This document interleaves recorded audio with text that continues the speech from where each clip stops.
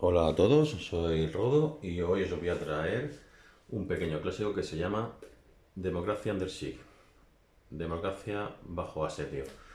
Este juego lo publicó hace unos 10 años, 4 dados, y es un juego donde intenta representar a las tres potencias predominantes durante la década de los 30, la democracia, el nazismo y el comunismo, cómo pelean por tomar el control de los diversos países de Europa, sobre todo antes de la Segunda Guerra Mundial, en el periodo de entreguerras. Los jugadores van a tomar el papel de una de esas ideologías. Va a haber un jugador que tome el papel de las democracias, con Estados Unidos y Gran Bretaña a la cabeza. Otro papel va a tomar el papel del comunismo, con Rusia como principal exponente. Y otro jugador va a tomar el papel del nazismo, con Alemania como su principal valedor. Este juego es un juego que es de motor de cartas, card driven game, con lo cual cada una de las distintos jugadores va a tener su mazo determinado, donde este, por ejemplo, es el mazo para la democracia, donde va a haber una serie de eventos que van a determinar cómo se juega. En resumen rápido, el mapa está compuesto en el plano central, con un mapa de Europa, que está dividido por regiones. Por ejemplo, aquí tenemos la península ibérica, que corresponde a Italia y Portugal, aunque también Francia pertenece. La región de Europa del Este, que está en rojito, que tiene pues Rumanía, Checoslovaquia, la región de los Balcanes, que tiene Yugoslavia, Bulgaria, la región del Oriente Medio, la región de Escandinavia, Irlanda y Benelux, etcétera. En esas regiones hay una serie de países y en esos países hay una serie de recursos, que es una de las cosas más importantes que tiene el juego.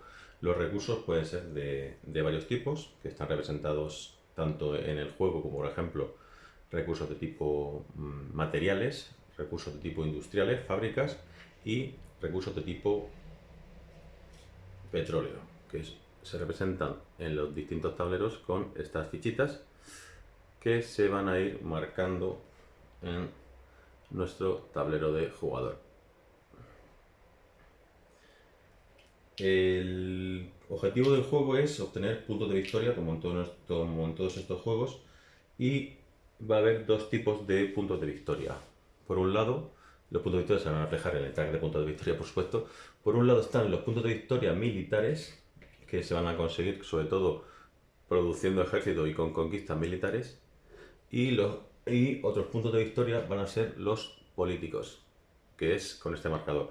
El objetivo del juego es en los primeros turnos, 1, 2 y hasta el 3, depende de una condición, conseguir 40 puntos, gana el que obtenga 40 puntos, y a partir del 4, el que obtenga 80 puntos. Una cosa diferente es que los puntos militares en este juego no se pierden, mientras que los puntos políticos sí que se pueden ir ganando y perdiendo, son más volubles. En la parte del mapa que nos queda por explicar, tenemos aquí un track de regímenes políticos, donde cada uno de los países que se ven involucrados tienen su propia fichita, y hay dos tipos de países. Por un lado están, por ejemplo, las potencias influenciables, como puede ser Francia, como puede ser Italia, como puede ser Japón, como puede ser China, que tienen el color asociado a su ideología a la que finalmente sucumbieron, vamos a llamarlo así. Y después están los países menores, que tienen un color grisito, ¿de acuerdo? Que son, prácticamente en este juego son un poco más que peones. La gracia de este juego es que para representar la afiliación política de cada uno de esos países, hay aquí un circulito lleno de casillas con cadenas, donde según vayan sucediendo eventos, estos países van a ir acercándose a una doctrina u otra. Aquí está la democracia, aquí está el comunismo, aquí está el nazismo y aquí está la anarquía, que sería el contrapunto, digamos, de esas tres. Además, este círculo contiene como unas zonas de influencia o áreas de influencia amistosa. Es decir, si por ejemplo un país está cerca del comunismo, aquí se marca que puedes interactuar con ella de forma amistosa, y si estás fuera de esa zona no puedes interactuar. Más cositas que encontramos en el mapa, aparte de lo explicado. Aquí abajo a la izquierda tenemos el prestigio de las distintas potencias, de las distintas ideologías, mejor dicho. En este caso, el prestigio marca lo bien o mal que esa ideología está presente la valoración que se tiene de ella. Hay como tres zonas, que sería la zona positiva, la zona neutra y una zona negativa. Cuanto más positiva sea nuestra interacción con el resto de jugadores o potencias, esto irá subiendo o bajando y nos permitirá una serie de ventajas o, en el caso de ir muy mal, desventajas. También tenemos un orden de turno, en este caso el orden de turno es primero nazismo, después democracia y después comunismo. Y más o menos este lado está explicado. Por la parte de arriba tenemos el orden de turnos, que es un juego que se juega a 8 turnos, y dentro de cada turno podemos encontrar una serie de rondas, que son normalmente 3, aunque hay una variante que es para 4 rondas. Cuando se termine ese turno se decidirá el ganador. Otra forma de acabar la partida es cuando haya una serie de potencias en guerra. Lo viene indicado a partir del turno 5, se puede, se puede terminar una guerra total, que sería, digamos, el comienzo de la Segunda Guerra Mundial. Indica que se necesitan 5 potencias, o 4 potencias, o 3 potencias para empezar para acabar la partida y contabilizar los puntos.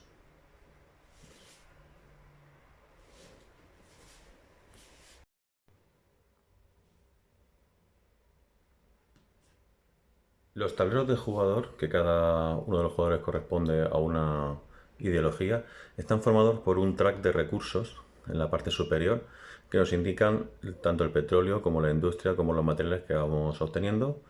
También tenemos aquí un force pool para guardar nuestras tropas, que van a ser los cubitos estos, que van a servir tanto para defender nuestra ideología como para mandarlos a las guerras. Aquí tenemos una parte para almacenar las células golpistas y aquí tenemos la distribución de los países. En este caso, para la democracia, tiene dos potencias mayores, que son Estados Unidos y Gran Bretaña, que no pueden ser, digamos, tomados o convencidos por otras ideologías, y Francia y China, que sí que pueden ser tomados por otra ideología. Una de las cosas que tenemos aquí que para determinar es el nivel de producción militar que al final de cada ronda nos va a proporcionar fuerzas, cubitos de fuerza. En este caso, por cada 10 de materiales y 7 de industria nos va a proporcionar un cubito, y por cada 4 de petróleo nos va a proporcionar un cubito. Eso se aplica a todos los países que tenemos bajo nuestro control. O en el caso de, por ejemplo, Francia, es que no esté controlada por el enemigo. Es decir, aunque esté en una posición que no sea totalmente favorable a nosotros, nos va a seguir apoyando aunque no esté controlada por el enemigo. Cada uno se mira de forma independiente, con lo cual podría ser que tengamos producción de varios cubitos de muchas maneras. Aprovecho para decir que hay un caso especial que es el de China, que China va a estar bailando entre la democracia y el comunismo, y por eso aparece en ambas potencias su track. China sí que tenemos que tenerla bajo control para que nos dé su producción, pero Francia, por ejemplo, o Italia o Japón, no hace falta que esté bajo nuestro control. China es un caso un poco especial. Hay cartas que ahora veremos que nos van a permitir aumentar nuestra producción militar y va a hacer que sea más fácil conseguir este tipo de recursos.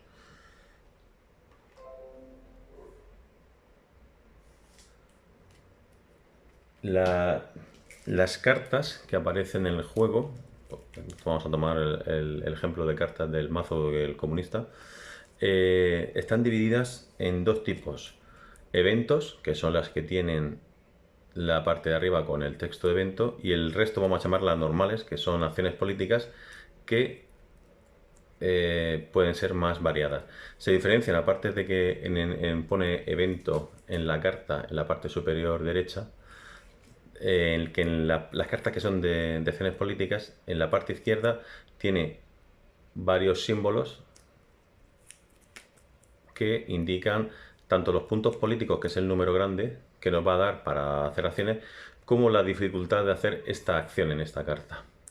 Cartas hay de muchos tipos, lo explicaremos en su momento, pero hay algunas que también tienen movimientos, digamos, tanto a favor nuestro o a favor de otro jugador, de las facciones que vimos en el circulito de las facciones. Las cartas cuando se juegan se eliminan del juego, excepto si hay alguna que ponga que se juega, por ejemplo, como esta, que se juega múltiples veces, o hay algunas que son jugadas 2 veces, o que se diga que se mantienen en juego, como que lo pondrá indicado, por ejemplo, en la parte de abajo o en la parte de arriba. Vaya. Cada uno de los turnos de Democracia Under Siege está formado por una serie de fases. Hay 4 fases principales y dentro de la tercera fase, que es la fase política, hay una serie de rondas. Vamos a explicar un poco el turno general, cómo funciona, y después vamos a meternos en esa tercera fase, que es la política, que es la más difícil, la más complicada, ¿vale? Al principio se determina el orden de juego, que el orden de juego va a estar determinado por este orden. Se va a determinar por el prestigio. El que tenga mayor prestigio va a ser el primero en colocarse en el orden de juego. Hay una variante que es para intercambiar el orden, pero no la vamos a explicar. Después de esa fase, hay una fase que es la fase de cartas, donde se preparan los mazos de estrategia. Los mazos de estrategia son para cada jugador su mazo determinado, y los jugadores pueden descartar cartas que tuvieran en la mano o en la reserva de turnos anteriores. En el primer turno, por supuesto, no van a tener. Van a añadir, dependiendo de si estamos en el turno 3 o en el turno 6, van a poder añadir nuevas cartas a su mazo, porque esto no lo he explicado, pero los mazos tienen mazo de la Era de la Esperanza, que es la primera era. Después viene la Era de la Realidad, que es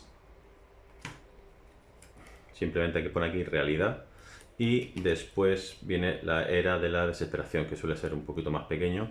Los mazos son de unos 40 cartas, creo que eran 30 y muchas. Se pueden descartar cartas, se roban cartas hasta tener 5 cartas en la mano. Hay una opción también que es para hacer un mulligan, es decir, para, si no me ha gustado la mano que me ha tocado, poder coger otra nueva, y se repone la mano entera. Y los jugadores pueden mover a las reservas alguna carta. ¿Esto para qué sirve? Lo de las reservas es un poquito más complicado de lo que parece, porque cada facción tiene asignado un hueco para reservas, excepto la Democracia, que tiene 2, que lo pone en su tablero, y en este hueco podemos guardar alguna carta. Esa carta la podemos guardar porque hay eventos que son obligatorios jugarlos, y si están en la reserva dejan de ser obligatorios jugarlos. Es una opción de intentar posponer esa acción, que a lo mejor es muy poderosa y nos interesa guardarla para después. También nos podría servir para, si hay alguna carta que quiera rescatar, digamos, porque la necesito, poder jugarla. Lo de las reservas es un poco complicado, hay que leérselo, pero no es demasiado largo. Después vendría la fase política, que es el corazón, el núcleo del juego, que voy a explicarla en una sección aparte. Y por último vendría una última parte de limpieza y reseteo del mapa, donde se resetarían distintos contenedores, se podrían desplegar células golpistas de nuestro tablero de ideología hacia el mapa. Se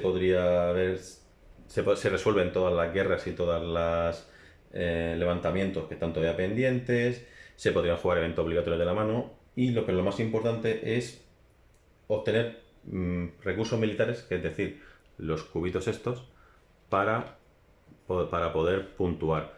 Eso ya lo he comentado anteriormente, que es según el nivel de producción que tengamos presente, así nos van a ir dando una serie de cubitos. hay aquí una pequeña tablita donde indica cuántos puntos de victoria militares, porque estos son puntos de victoria militares, nos van a dar según el número de recursos militares, cubitos, que tengamos aquí, que no estén comprometidos con otra acción. Después se suman los puntos de victoria, que sería contar cuántas países o potencias están exactamente dentro de nuestra ideología, y si alguien ha conseguido la victoria, que es decir, 40 puntos en los turnos 1, 2 y 3 o 80 a partir del turno 4, pues se daría por vencedor.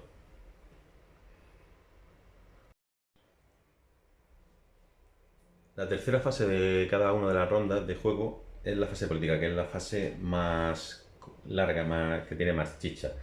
En esta fase los jugadores se turnan durante un número de rondas que va a ser 3 rondas. Imaginemos que tenemos nuestra mano de 5 cartas, ¿de acuerdo? Que hemos repartido en el turno anterior, y en cada una de estas rondas vamos a tener que hacer todo lo que vengo a explicar a continuación, que va a ser elegir una carta. En este caso tenemos pocas opciones. Elegir una carta que no sea de evento para jugarla, y si queremos podemos jugar otra carta de evento. Esto vamos a elegir cada uno de los jugadores una o dos de estas opciones. Por ejemplo, el jugador de la democracia y el jugador de alemán. Jugaríamos cada uno nuestras cartas boca abajo, y cuando todo el mundo haya terminado de elegirlas, las mostramos. Después, los jugadores pueden cambiar las cartas recién mostradas por alguna que tenga aquí puesta la palabra reemplazo, para que son como cartas que son contra otras, son como counters. Después, los jugadores pueden alternar el orden de turno de juego por si acaso les interesa jugar antes o después que otro. Entonces, intercambiar el orden de juego es perdiendo uno de prestigio y perdiendo uno de recurso militar, un cubito. Pueden intercambiar en la posición con el que tengan adyacente. Es decir, si el comunista quisiera ser segundo, pues tendría que gastar un recurso y uno de prestigio.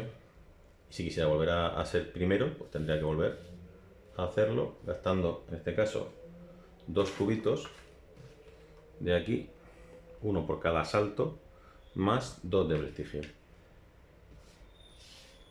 El orden de juego sirve para determinar quién va a jugar primero en las cartas. Entonces, pues si hay alguna carta que es mejor jugarla antes o después que el otro, interesa por eso cambiarla.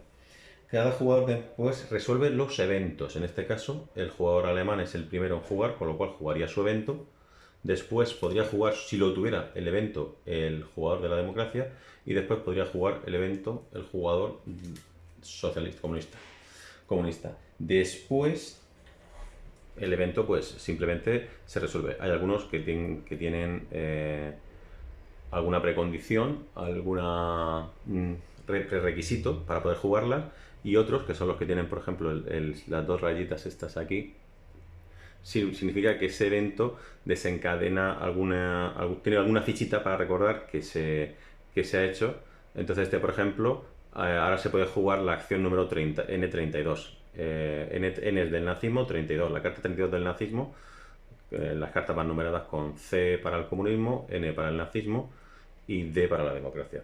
Una vez que se han jugado los eventos, en el mismo orden de juego se juegan las cartas de acción política. Para jugar las cartas de acción política hay varias opciones. Vamos a coger, por ejemplo, esta de aquí. Lo primero que hay que indicar es que este numerito 3 es el número de puntos políticos que nos va a dar esta acción, ya se haga o no se haga. Eso se marca en este track. Esta es la del comunismo, pues marcaríamos 3 puntos políticos para recordar que después tenemos 3 turnos, 3 puntos políticos, ¿de acuerdo? Después habría que hacer una tirada, en este caso con el numerito que aparece con una flechita hacia arriba. Necesitaríamos sacar un 5 o más para poder sacar esa tirada. Formas que tenemos de modificar esa tirada.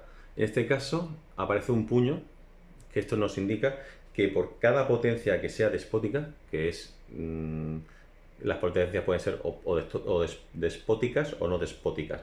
Vamos a tener un +1.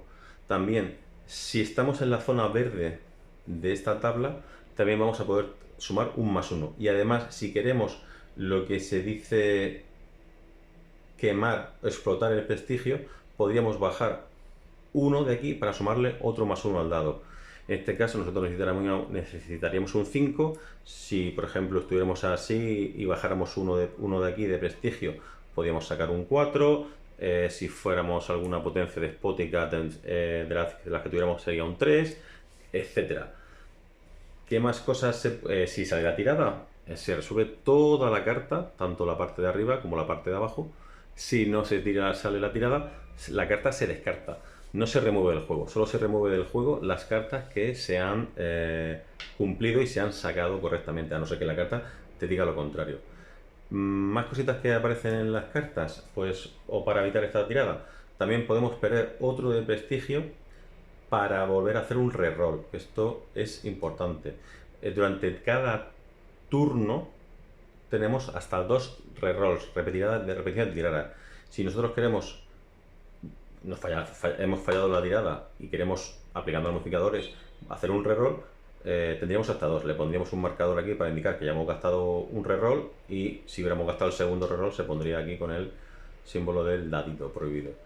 Ese reroll se va a aplicar con los mismos modificadores que hemos hecho en la primera tirada, con lo cual puede ser interesante gastar uno de prestigio para asegurarnos una jugada. Una vez que tanto el nazismo como la democracia como el comunismo, en este orden, porque ese ha sido el orden de juego, hayan jugado, se van a resolver una serie de puntos políticos que cada jugador ha ido ganando según lo que haya salido en la carta. Por ejemplo, aquí esta carta, que es la del comunismo, habría ganado 3 puntitos. La carta del mazo del nazismo habría ganado 4 puntitos, por el número 4 que aparece aquí con esta especie de etiquetita. Y la democracia habría ganado, por ejemplo, otros 4 puntitos. Se marcarían aquí para indicar cómo se juegan estos puntos. Después de haber jugado las cartas de estrategia, viene la declaración de golpes de estado. Para declarar un golpe de estado tenemos que tener al menos un cubito de nuestra facción en alguna región del mapa, y colocamos la ficha de golpe de estado. Esto indica que, primero, que Alemania, bueno, el nazismo, va a declarar un golpe de estado en alguna de estas regiones de aquí. Es obligatorio que tengamos como mínimo la cantidad de puntos que nos indica aquí en el primer numerito para activar la célula en ese país. Es decir, mínimo necesitaríamos 4 si queremos hacerlo en Rumanía, o 2 si queremos hacerlo en Hungría, que es el símbolo de la bandera. Las células golpistas se han colocado en la fase anterior, o en la parte de las cartas de estrategia, o en turnos anteriores. En este momento simplemente se pondría la fichita, pero es la declaración, no es la ejecución. A continuación, después de declarar los golpes de estado, viene la fase de acciones. En esta fase podemos gastar, o debemos gastar, los puntos políticos que hemos ido consiguiendo en la fase de jugar cartas de estrategia. Recuerdo que cada carta tenía aquí un numerito donde este 5 indica los puntos de políticos que vamos a tener.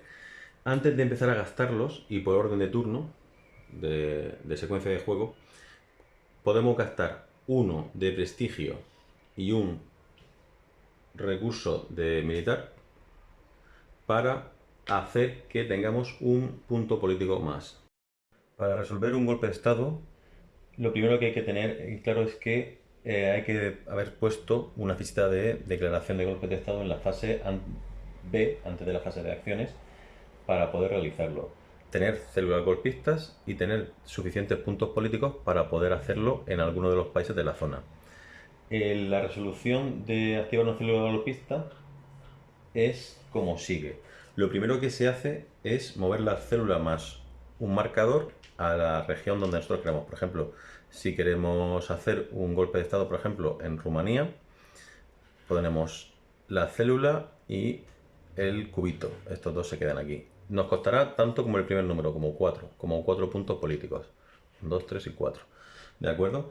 Es obligatorio declararla si ya hemos puesto el cubito de célula. El resto de los jugadores en este momento o cuando les toque en su turno pueden reaccionar, en este caso, por 3 puntos enviar otra célula golpista. Por ejemplo, si el ruso estuviera aquí, podría gastar 3 puntos para enviar una célula golpista aquí.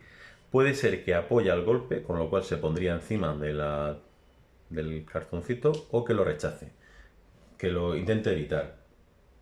Todos los jugadores pueden moverla a la misma nación, porque solo hay una, no se puede empezar un golpe, no se puede apoyar un golpe de estado que no se va a producir. Entonces, ¿cómo se resuelve este golpe de estado? Se va a lanzar un dado, ¿de acuerdo? Y se va a sumar a ese dado el resultado de más. Cada jugador va a decir si la apoya el golpe o no lo apoya. Es decir, en este caso, por ejemplo, el jugador nazi apoyaría el golpe y el jugador soviético podría decir no apoyarlo. Si sale un 5 o más con los modificadores, el golpe de estado tiene éxito y entonces eso lo que hace es que se mueva 4 casillas esa nación hacia nuestra ideología. En este caso, la fichita de Rumanía, que está en nuestro tablero de régimen político, movería un total de 4 espacios, 1, 2 y 3, hacia el nazismo, con lo cual se convertiría automáticamente en una nación pro nazismo. ¿Qué más puede pasar? Si sale un 3 o un 4 en la tirada de dado, con los modificadores, repito, no tendría ningún efecto. Pero si sale un 1 o un 2 con los modificadores, está ya un levantamiento. Un levantamiento se marca con esta fichita de aquí, ¿de acuerdo?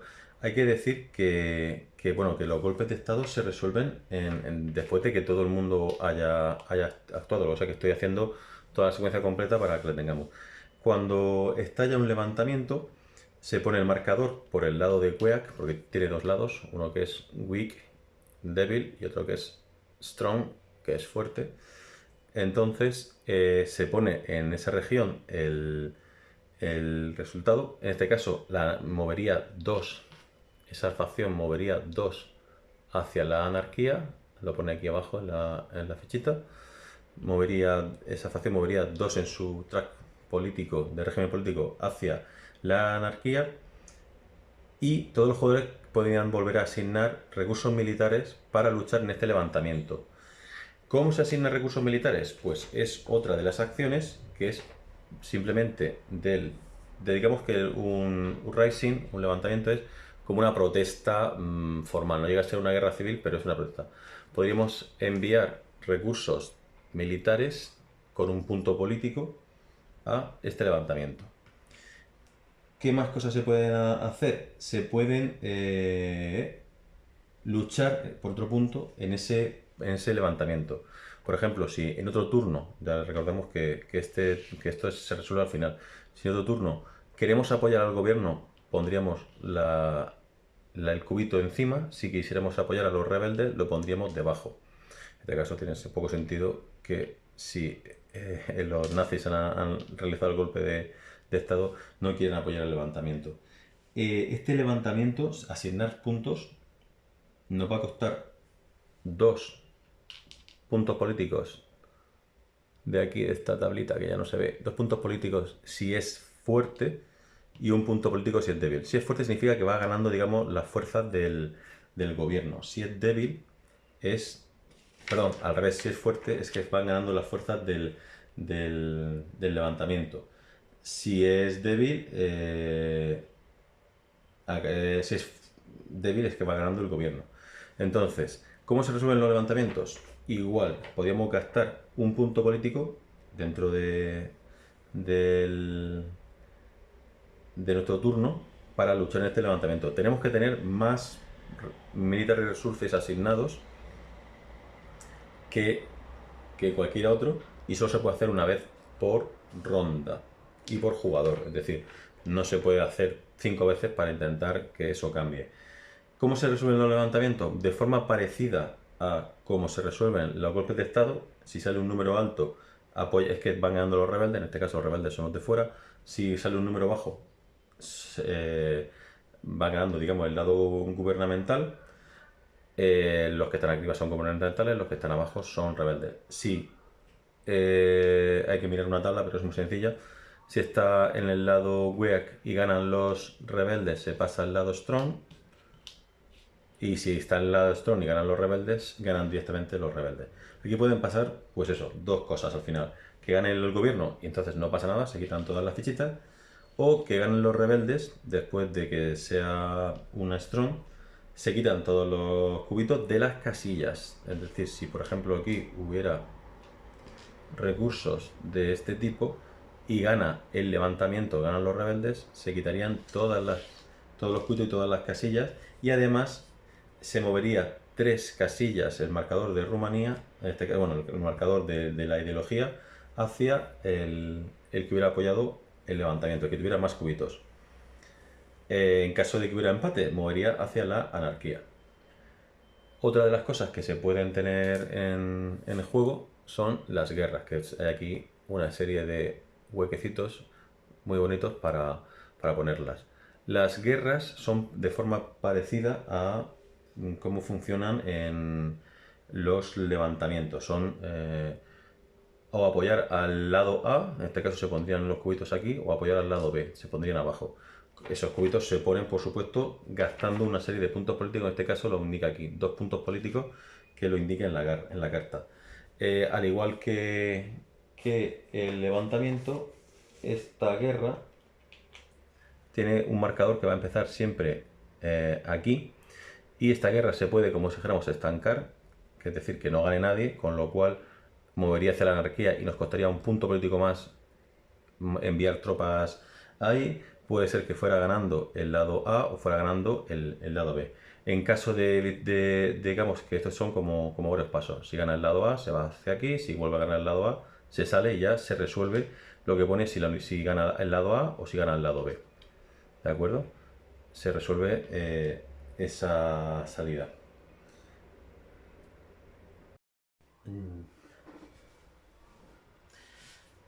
Este juego es un juego que no es para gente novata, es un juego que tiene muchas cositas, muchos detalles.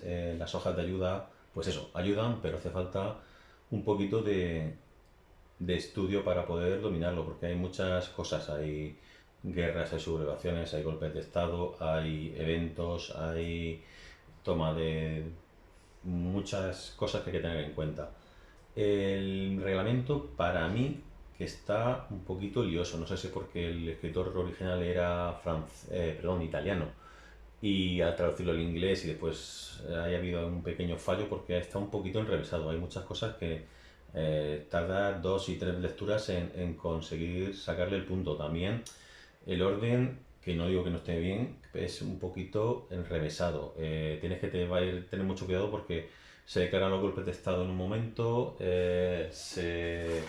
voy a sacar la hojita. Los golpes de estado se declaran en un momento y se resuelven después, y puedes interactuar por en medio, y un golpe de estado puede acabar en un levantamiento, que el levantamiento se resuelve. Es un poquito lioso. Hay un par de hojas en la Board Game Geek que te ayudan bastante. Una la he traducido yo y otra, pues, no digo que eso, pero está por lo menos un poquito ordenado las cosas. También las tablas a veces te llegan a lugar a confusión. La parte de los puntos de prestigio, detrás de puntos de prestigio, es muy sencilla, pero tiene aquí una ayuda para que no nos olvidemos de nada. La parte de... Hay muchas excepciones al juego, y es un juego que si no vas con una ayudita te puede costar bastante. Después es un juego que hay un dado, y como un juego de dados puede ser que una acción que sea muy fácil y que te interese mucho te cueste fallarla, y te cueste repeticiones, y te cueste la partida prácticamente. Es un juego que, ya te digo, no es para una partida, es un juego para varias partidas. Es un juego que se puede hacer a menos si todo el mundo está metido en el mismo nivel de jugabilidad, porque hay muchas acciones que se pueden hacer y varios caminos para el éxito. Por desgracia es un juego que no he podido sacar mucho a mesa porque lo tengo ya varios años y he conseguido juntar poca gente para sacarlo. Pero a ver si con el vídeo se anima la gente y le gusta. Y sin más, me despido, que muchas gracias por escucharme, muchas gracias por verme, perdonad por las veces que me he equivocado, que seguro que han sido muchas, pero poco a poco iremos mejorando. Adiós.